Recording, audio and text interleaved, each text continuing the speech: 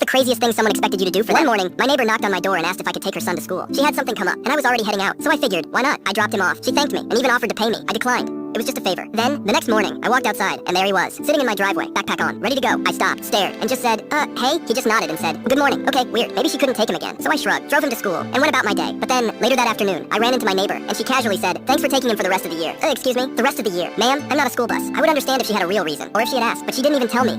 She just assigned me this job like I was an unpaid Uber driver. Absolutely not. The next morning, I walked outside, and guess what? He was already waiting in the driveway. At this point, I was done. I walked up to him, shook my head, and said, come on. He sighed, grabbed his backpack, and followed me right back to his front door. I knocked. His mom opened it, and immediately started freaking out. What are you doing? You're supposed to take him. Ma'am, who said that? She went off about how I was being selfish and how I was ruining her schedule. She actually had the audacity to say, you can't just abandon him like this. Abandon him? He's your son. I tried to stay calm, but then her own son turned to her and said, Mom, why are you so lazy? She gasped like he had just exposed her deepest secret. She pointed at him, pointed at me, opened her mouth, and then just slammed the door. And the next morning, when I walked outside, her son was waiting for the bus, like a normal person. And guess what? She hasn't spoken to me since.